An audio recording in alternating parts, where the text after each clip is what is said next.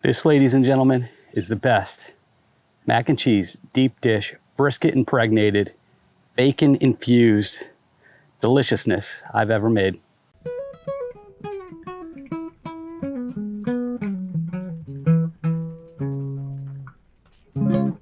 So it is my sincere hope that I could teach you three things today. One, how to make the most amazing mac and cheese ever.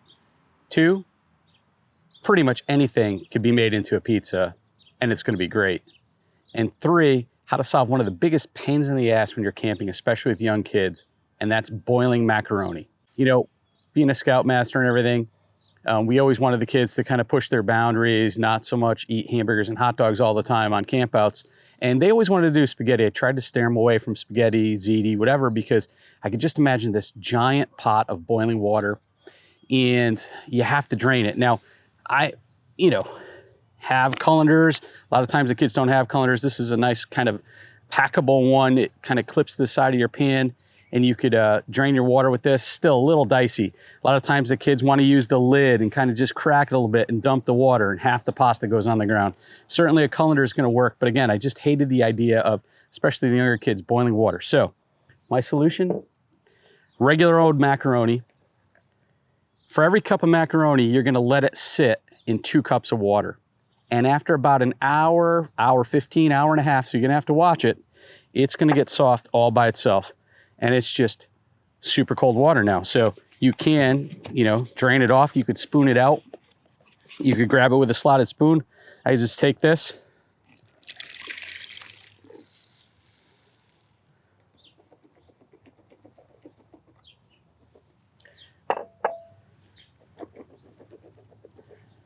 Drain my macaroni.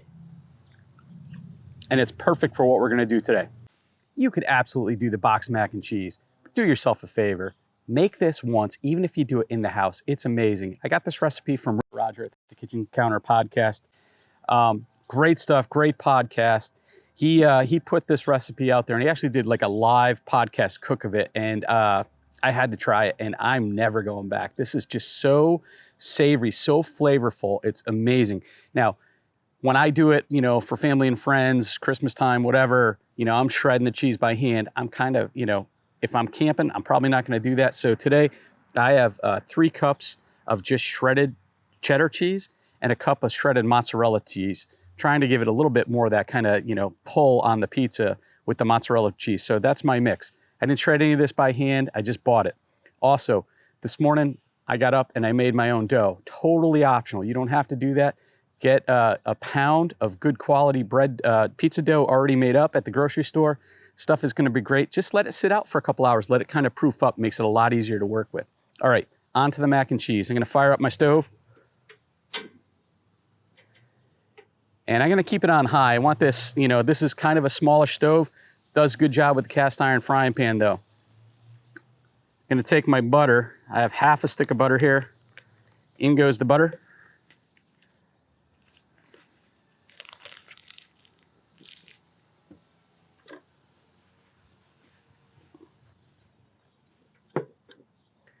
I'm gonna melt this down.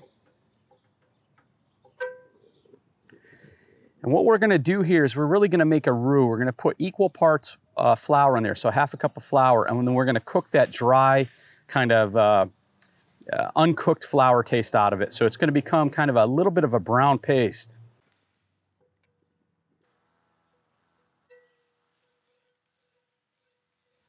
Great, butter's melted, so now we're gonna take our equal part of flour, half cup, and we're gonna sprinkle that on top.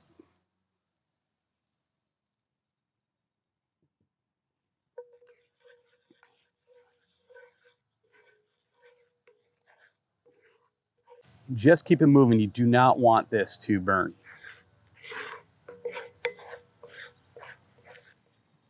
It's done. You're gonna be able to just smell this little bit of like that nutty butter smell.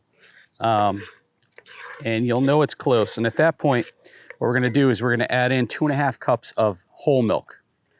You could use cream, you could use skim milk, it'd be a mistake. I like to use whole milk.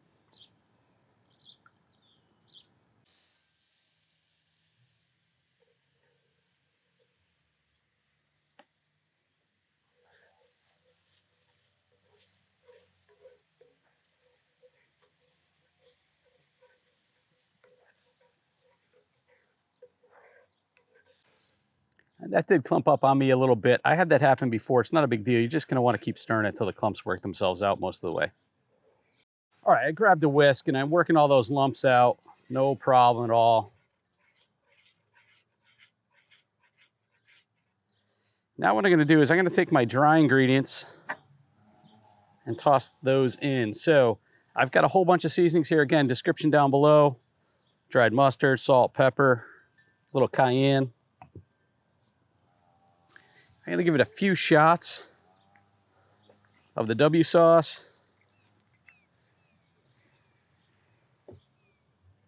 At this point, I'm also going to take some leftover brisket. I mean, you all keep cubes of leftover brisket in rocks glasses, don't you? I'm going to throw that in to warm that up. Had that left over and thought, wow, that's going to make a great addition.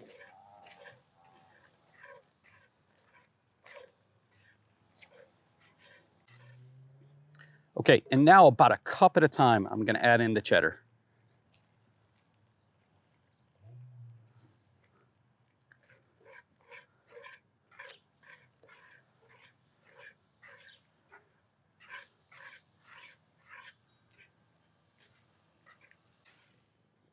And again, you're doing it slow to avoid clumping.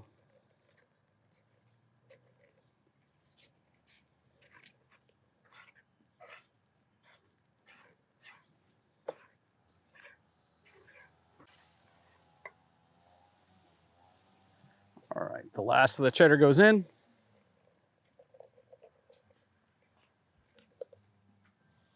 Oh. Now the last of the cheddar goes in.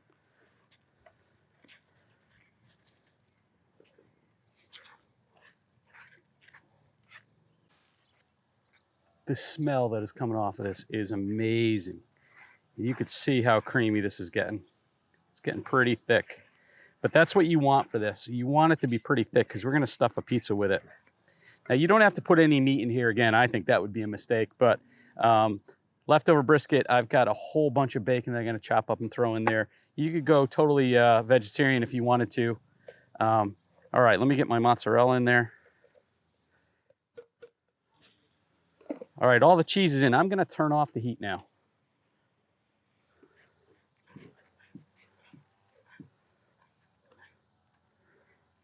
We'll incorporate and melt this last little bit of cheese.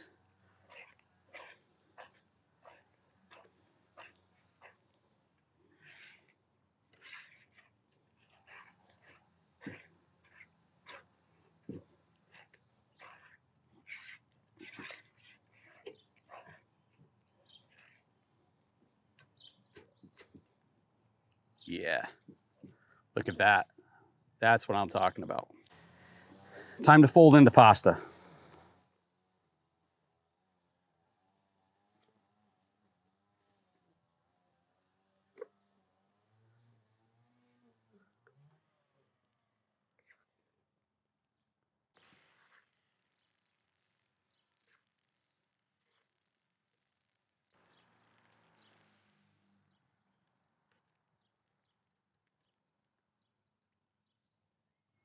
All right, let me rearrange some stuff so I could chop up that bacon and get that in here too.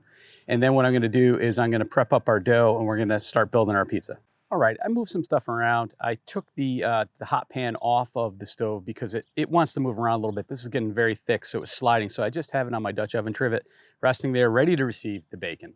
So this is some of my homemade bacon that I baked off. And this is just gonna get chunked up.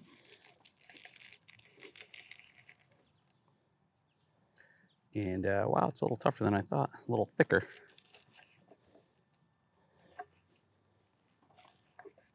Just gonna make some gorgeous chunks. And then I'm gonna reserve some for the top.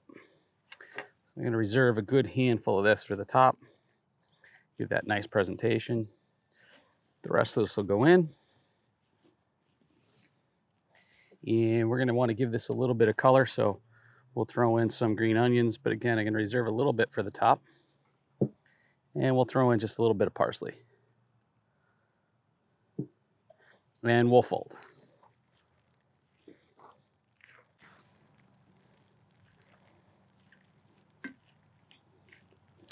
Now, I'm not at all worried that this is cold because it's going to heat up inside the pizza. So now let's get the pizza made, huh? All right, so I've got my dough here. Again, made that this morning. It's been proofing a little bit. Feel free to buy some from the grocery store. Just let it sit out a little bit so it's nice and workable.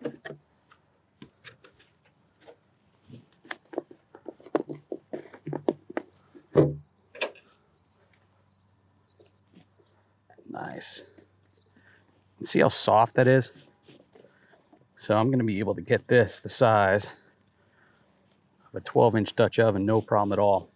And really what I want to do is I want to go up the sides about 2 inches so that I have a nice big dough cup for all this amazing mac and cheese.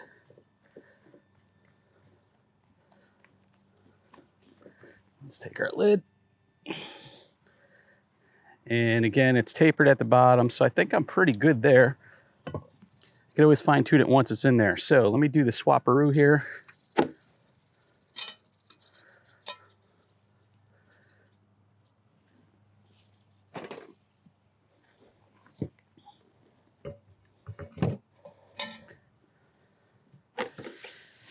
Now, to help this dough stick, especially on the sides, it's going to want to fold over. I'm going to try something new today.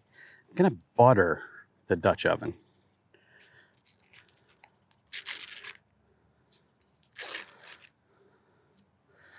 And I'm going to really try to smear some Dutch oven or butter on the sides here. And then I'll get the bottom.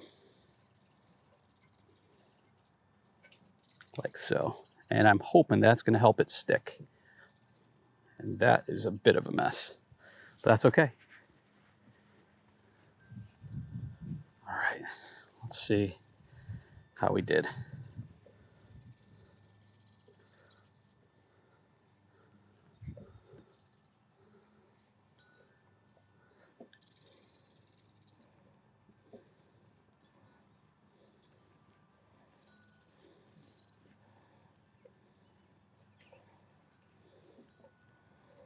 So the idea here is to get a nice bottom.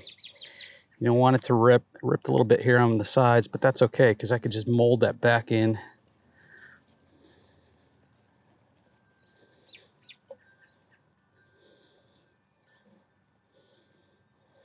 If you do get any tears, just repair it with some extra material.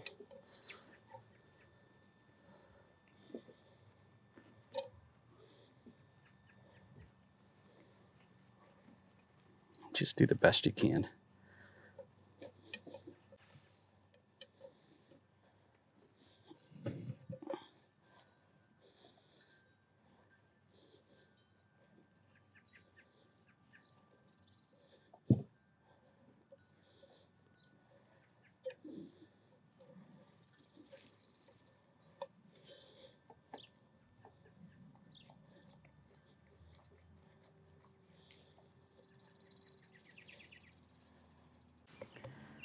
Okay. Now, I've got that up the sides. It's sticking pretty good. It's pretty malleable because it was soft, nice soft dough. So I've kind of shaped it the way that I want it, and now it's really just dumping in the pasta.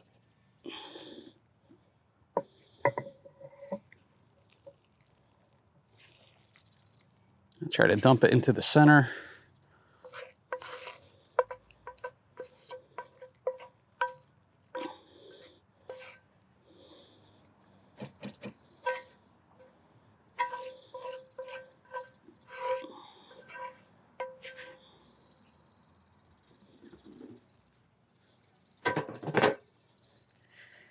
And we're just going to form it down and try to fill in all the different corners of the crust. It's a round crust. How's that work? I don't know, but it sounded good. And just again, give it a good press because you want it to really fill in those corners where the bottom becomes the side. And that is going to be freaking awesome.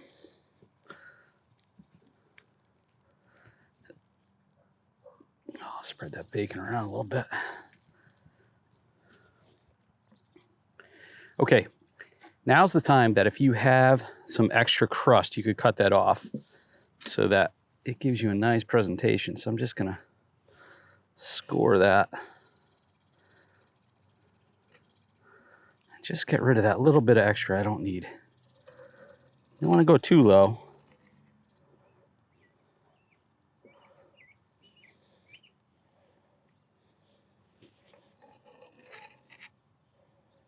Just a little bit. Oh God, this is gonna be a work of art.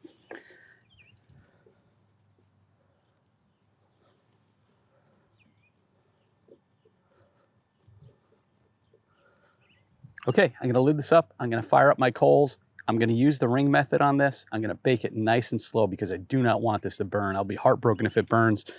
So nice and slow ring method, which gets me about a 350 oven, and I think it's gonna take probably about 45 minutes to an hour, but of course, I'm just gonna keep checking it. When it smells done, it probably is. So I can't wait to show this to you.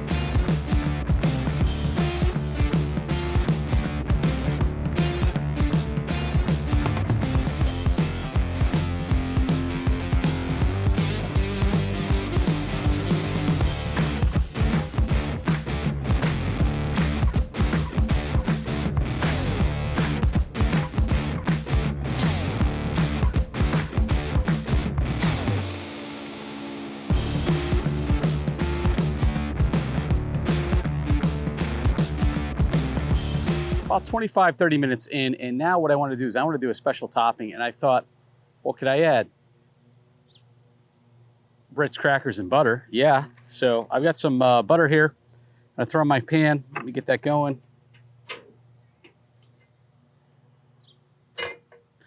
Pan's down, let me get my butter in.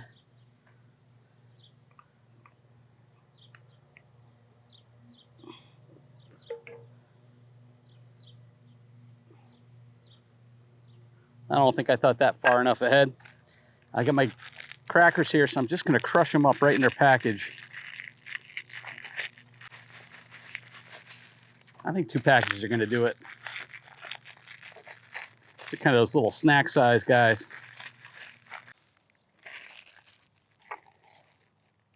And I'm really just going for toasting here.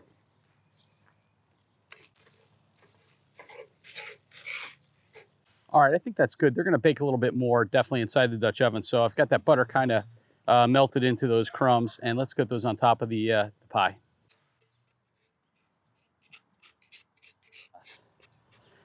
It's a little hot. It's all right.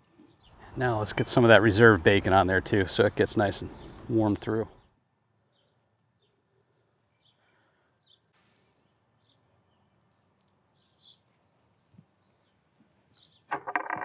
Nice. Oh man.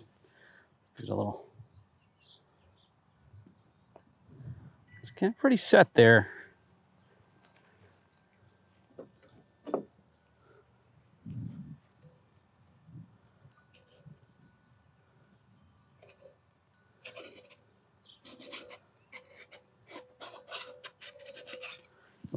Let this go about another 10 minutes. Let's hope for some magic.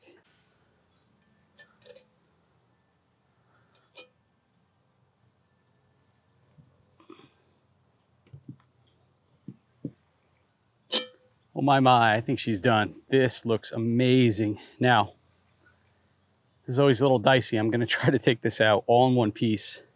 It is about 2 inches thick. But hopefully that butter did its job. The sides are releasing really, really clean. And remember, we're really just baking the crust here because the mac and cheese was already cooked. Macaronis were always tender, maybe just a touch on the al dente side because I wanted it to cook a little bit more and not turn to mush. That sauce, super thick. I like it that way for this recipe because it's not gonna turn to soup inside your pizza. But let's give it the old 2 spatula method here. And if I did my job right, she will come up clean.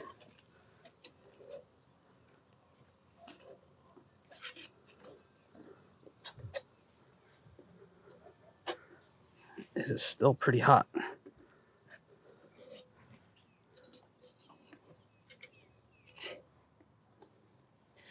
You know what? I'm not going to chance it. Let me get the gloves.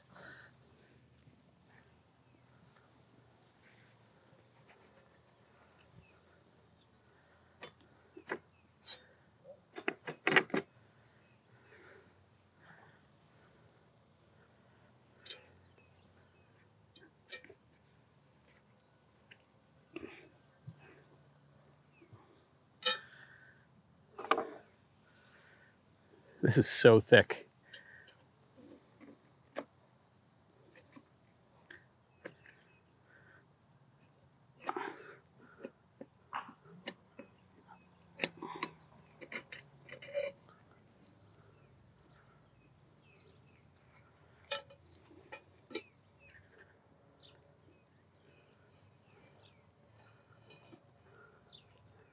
Wow. Whew. That was just a little bit dicey.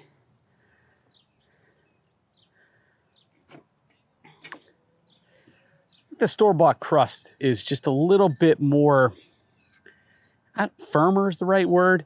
This is a little bit more crumbly, but it tastes great. And this was the King Arthur flour recipe for pizza crust. So I'll share that down below as well. So I think we've got to get some of our green onions on here just for extra color. And I do believe I'm going to let this cool down just for a couple minutes so that I don't burn myself when I taste it. The moment of truth. I think it's cooled sufficiently. The dogs are getting restless, so I know they could smell it. I'm going to slice in right here where this crust broke a little bit.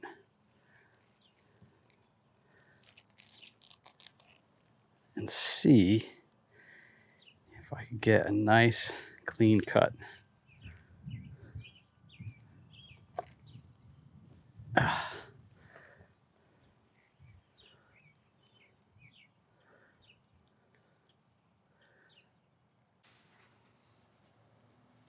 Smells so good. Oh my God. This looks great. I really don't know. Oh, my crust broke. I really don't know if this is an eaten out of hand pizza, but I'm not one to shy away from a challenge.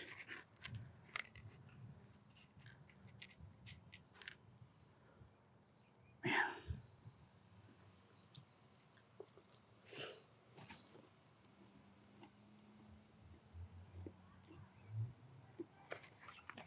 Mm.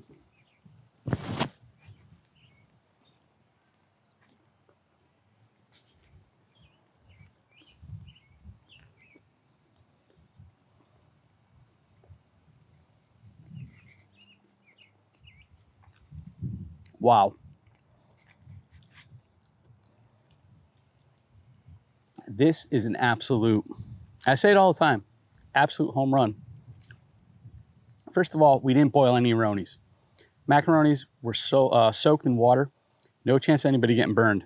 I mean, look, I get it. You're around the chimney and stuff, but just something about boiling hot water in an 11-year-old scares me. So you just took that factor right away. We made our own mac and cheese. It's really not that hard, guys. It's making a roux, dumping some milk into it, whisking it till there's no lumps, slowly adding in cheese, seasoning to taste. Again, can't give a big enough shout out to Roger at the Kitchen Counter Podcast. His mac and cheese recipe is absolutely banging, really good. I made my own dough, could have easily bought that. Lay it out.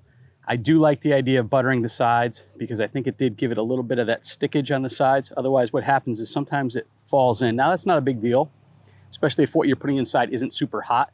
You just kind of mush it into the corners and it'll stand it right back up. But the dough is, this dough, crust, this is crispy. I don't know if you could hear that. It is crispy. It's nice. I think I had it just a little bit too thick in the corners of the Dutch oven. And where I cut was an absolute stress point when I tried to pull this monster out. I really wish I had another set of hands to do this. So good though, oh my God. I mean, I'm a big guy. Let's not beat around the bush. One slice will probably do me. Oh man, well, if you like what you saw, give us a comment. Tell us what you want to see us cook. We love doing this backyard stuff. It's kind of convenient. Totally take it camping with you. Prep a little bit ahead. Dutch oven's where it's at. Pizza's where it's at. We'll see you next time. That was so good, Katie. Want a piece?